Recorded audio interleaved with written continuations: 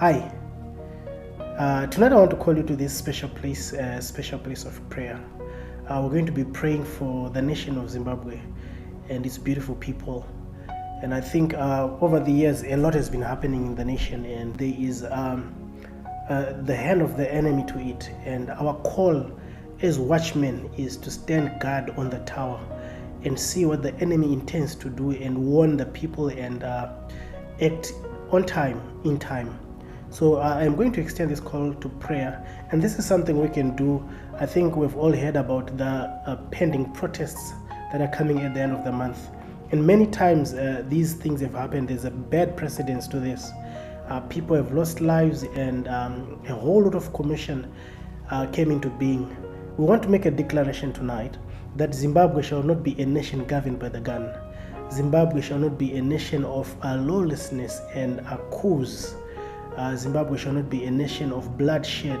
Zimbabwe shall not be a nation of poverty. So I want to invite you for the next 7 days at 6 p.m. Central African time that we join hands as a community wherever we are around the world and pray for this beautiful nation and speak the promises of God. We can be that litmus test as a nation to see what happens to a nation when it turns to God. What happens to a nation when it turns to God in prayer and humility. And what happens to a nation if it copies a blueprint from heaven. I will read the prayer that Solomon prayed and God's response from 2 Chronicles chapter 7 verse 12. And the Lord appeared to Solomon by night, and he said unto him, I have heard your prayer, and have chosen this place to myself for an house of sacrifice. If I shut up heaven, that there be no rain, or if I command the locusts to devour the land, or if I send pestilence among my people. In other words, God is saying, whatever I sanction and allow to happen. If my people, those people that I have punished and reprimanded and chastised, if my people which are called by my name shall humble themselves and pray and seek my face, and turn from their wicked ways, then will I hear from heaven. I'll forgive their sin and I will heal their land. Praise the Lord. Now, I don't want to go into the intricacies of why the judgment of God will be coming on us, but just a quick highlight of the nature of lives that we have lived as a nation and our commitment to some of the things that God dictates, including worshipping of idols, ancestral worship, and a whole lot of other things I could be talking about tonight. And I wouldn't want to spare just putting it in one bracket as a rebellion against God or a sin. And at some time, God levels that against a nation to say, I am going to make you sit in the consequences of your action. But here he comes to Solomon by night and says, even if I level up a judgment on a nation by sending locusts or pestilence or any other form of fight, trouble, or chaos that can come the way of a nation, if my people who are called by my name, which is us as a group and a body of believers, shall go before God and humble ourselves and pray and ask him to intervene in the affairs of men, God promises that he will gladly come in. He'll forgive the sin that would have committed that warranted that punishment or that judgment of our lives, and he will heal the land. So we want to pray for the healing of the land. Just take 10 minutes for the next 7 days, from the day you watch this video until the next 7 days, to pray as a nation at 6 p.m. Central African time. That 10 minutes, between 6 to 10 minutes past 6, is a time we are humbling ourselves before God, praying as a nation and asking God's face, asking God's favor, asking God's healing hand to come over the nation of Zimbabwe and avoid bloodshed. We are saying no to bloodshed. We are saying no to violence. Whatever transition has to happen in the offices of power, in the echelons of power there, may it be done through proper dialogue, through proper channels. We are not going to be a nation of coups and the gun. We are a nation of peace and prosperity. We are a nation of revival, and we are a nation of restoration.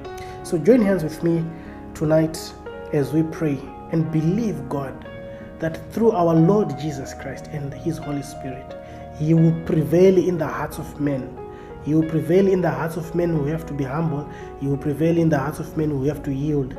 And that a dialogue occurs such that has never occurred before. Let us pray. Father, we thank you tonight because you are a good God. We thank you because you are faithful to your word. We pray tonight we come to you with boldness and courage. We come to you with faith and joy in our hearts, because we know and we trust that you watch over your word and that you perform it. We pray as your people tonight, even as we start this season of prayer, in the next 7 days, God will be coming and petitioning and pleading with you as our Father, as the Father of our nation and as our dear God. Abba, Father, our daddy.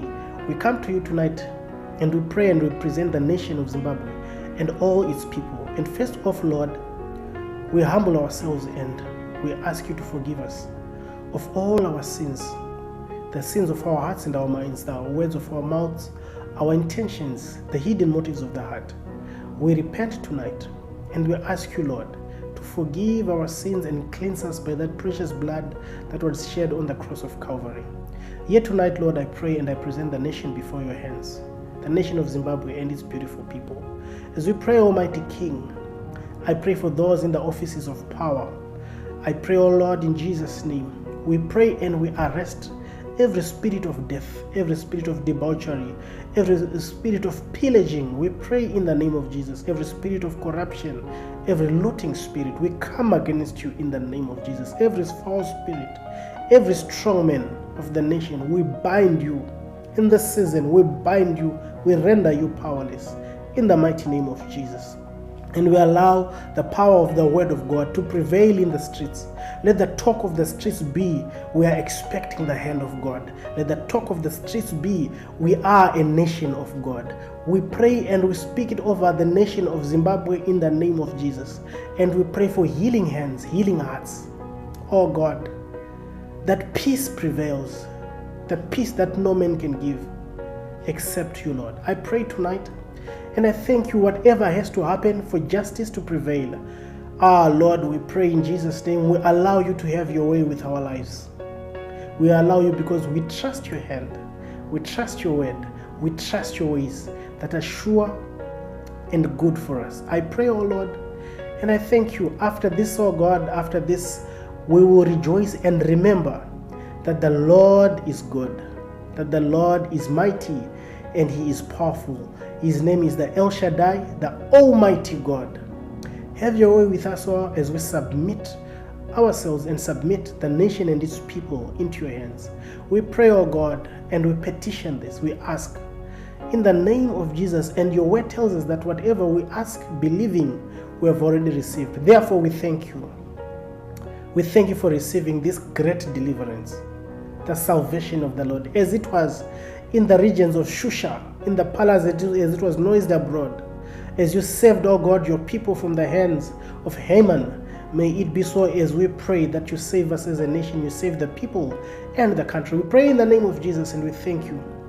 Give you all the glory and all the honor. Move hearts, Holy Spirit. You control the hearts of kings and presidents and prime ministers and army generals and media people and media houses and houses that you've sanctioned to speak your word. I pray and I bless your name, Almighty God, in the name of our Lord and Savior Jesus Christ. Hallelujah. Praise the Lord. God is a good God. I am very excited, I'm very hopeful, and I'm very thankful to God. We're going to continue with these prayers and petitioning God, thanking him for intervening and saving the nation from whatever bloodshed and chaos and every other evil thing the enemy had intended. What the enemy meant for evil, God is just about to turn it out for good. I hope to see you and celebrate this after the next 7 days. Until then, God bless you.